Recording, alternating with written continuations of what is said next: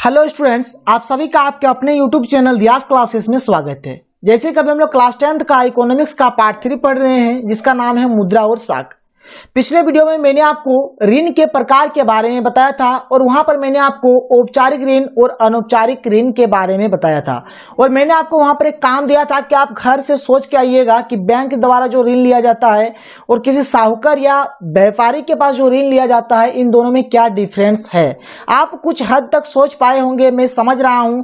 मैं यहाँ पर जितना भी पॉइंट लिखा हुआ हूं इसमें से आप 2-4 पॉइंट तो जरूर सोच लिए हैं। ठीक है, देखिए जो हमारा पिछला लेक्चर था उसमें हमने कुछ ऐसे विशेष चीजों के बारे में नहीं देखा था, तो चलिए आप इस लेक्चर को देखिए। और ये जो लेक्चर होने वाला है बहुत ही जबरदस्त और लाजवाब होने वाला है और ये क्वेश्चन एग्जाम के पॉइंट ऑफ व्यू से बहुत बहुत बहुत इंपॉर्टेंट है। तो चलिए देख लेते हैं हमारा ये क्वेश्चन क्या है।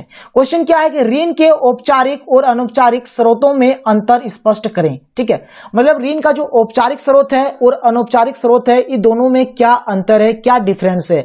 या फिर देखिए परीक्षा में क्वेश्चन आपका इस प्रकार से भी आ सकता है कि औपचारिक ऋण क्या है, अनौपचारिक ऋण क्या है। तो मैंने यहाँ पर अलग अलग करके लिखा हुआ है कि एक जगह पे मैंने औपचारिक ऋण को लिख दिया, फिर आगे हम लोग अनौपचारिक ऋण के ऊपर डिस्कस करेंगे। तो औपचारिक ऋण आ जाएगा तो केवल आप औपचारिक वाले ऋण में जितना भी पॉइंट है आप सारे पॉइंट को लिखिएगा, और अनौपचारिक ऋण आता है तो आप अनौपचारिक ऋण को लिखेंगे। तो जिस तरह का क्वेश्चन आएगा आपको उस तरह से आंसर लिखना है। और अंतर आ गया तो आपको एक जगह पे औपचारिक लिखना है, एक जगह पे अनौपचारिक, यानी दोनों को लिखना है। तो चलिए देखिए, जैसे कि ये जो फर्स्ट पॉइंट है, इस फर्स्ट पॉइंट को तो मैंने वहां पर भी आपको बताया था कि बैंक द्वारा जो ऋण दिया जाता है या फिर लिया जाता है, ठीक है, मतलब बैंक द्वारा जो हम लोग ऋण लेते हैं उसे ही हम लोग औपचारिक ऋण कहते हैं। या फिर आप बोलिए कि बैंक द्वारा जो ऋण लिया जाता है उसे औपचारिक ऋण कहते हैं। ठीक है, आप ऐसे भी बोल सकते हैं कि बैंक जो ऋण देता है ना, इसलिए हमने यहाँ पे दिया का भी प्रयोग कर सकते हैं कि बैंक द्वारा जो ऋण दिया जाता है उसे औपचारिक ऋण कहते हैं। दोनों सही होगा, आप दिया लिखेंगे फिर भी, लिया लिखेंगे फिर भी। मतलब हम लोग बैंक से जो ऋण लेंगे, बैंक से जो ऋण लेंगे उसे हम लोग औपचारिक ऋण बोलेंगे, या फिर बैंक द्वारा जो ऋण दिया जाता है ना उसे भी हम लोग औपचारिक ऋण ही बोलेंगे। मतलब औपचारिक ऋण का डायरेक्टली मतलब किससे है, बैंक से है। मतलब बैंक से हम लोग जो ऋण लेंगे उसे ही हम लोग क्या बोलेंगे, औपचारिक ऋण बोलेंगे। अगला पॉइंट देखिए, अगला पॉइंट क्या कहता है कि औपचारिक ऋण लेने के लिए हमें गारंटेड की जरूरत पड़ती है।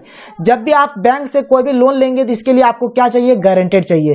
गारंटेड क्या होगा कि कोई ऐसा आदमी होगा जिसका पासबुक उस बैंक से, यानी जिसका अकाउंट उस बैंक का हो, वो हमको साइन करके दे, और ये हमारे परिजन से ही होता है। ठीक है, कोई दूसरा जन थोड़े ना आपका साइन करके देगा।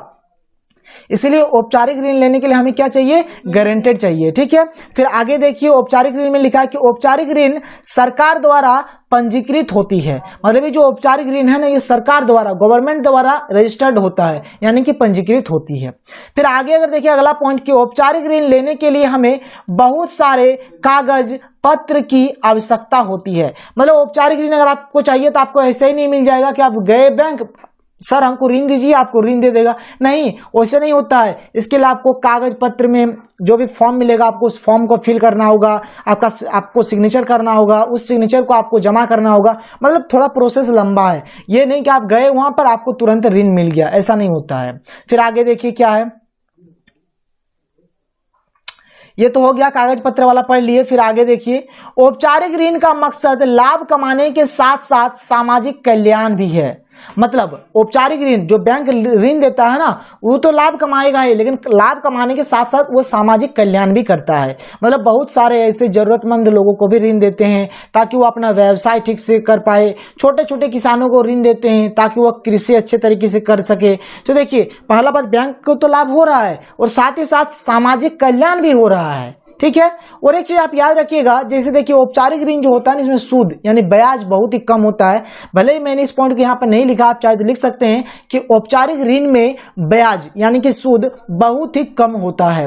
और जैसे आप सुने होंगे जो किसान क्रेडिट, मतलब जो किसान वालों को जो लोन दिया जाता है उसका ब्याज तो एकदम ना के बराबर होता है। ठीक है, तो आप यहाँ पे लिख लीजिएगा, एक पॉइंट आप खुद से ऐड कर दीजिएगा कि औपचारिक ऋण में क्या होता है, ब्याज यानी कि सूद बहुत ही कम होता है।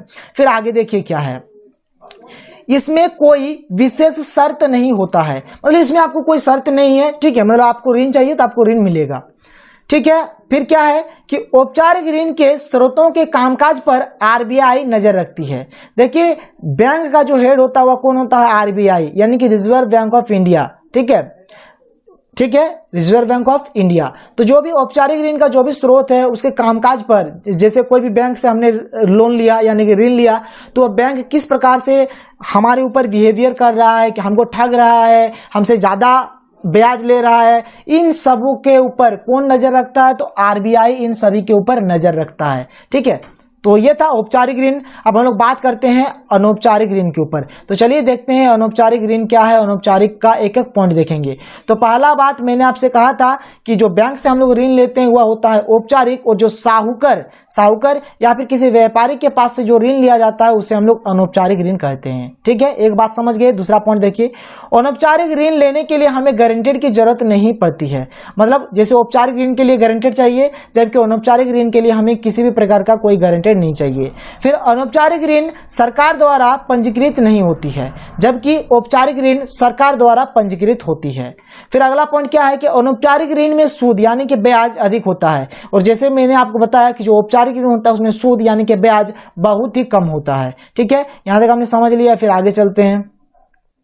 फिर अगला पॉइंट क्या कहता है कि अनौपचारिक ऋण लेने के लिए हमें कागज पत्र की आवश्यकता नहीं पड़ती है। मतलब अनौपचारिक ऋण लेंगे तो इसके लिए हमें कागज पत्र की आवश्यकता नहीं पड़ेगी। फिर अगला पॉइंट देखिए, तो अनौपचारिक ऋण का मकसद लाभ कमाना है। देखिए इस बात को समझिए, आप किसी भी साहूकार के पास या फिर किसी व्यापारी के पास जो ऋण ले रहे हैं ना, उसका मेन मकसद क्या होता है? आप भाड़ में जाओ, खाली मेरे पॉकेट में पैसा आना चाहिए। यानी अनौपचारिक ऋण जिस किसी से भी लेते हैं उसका जो मकसद क्या होता है? केवल लाभ कमाना होता है। मतलब उसका सामाजिक कल्याण का कोई मतलब नहीं होता है, कि सामाजिक कल्याण हो चाहे ना हो उससे कोई मतलब नहीं है, उसका लाभ हो रहा है ना बस काफी है, क्योंकि इसका सूद भी ज्यादा है ना, ब्याज भी ज्यादा है।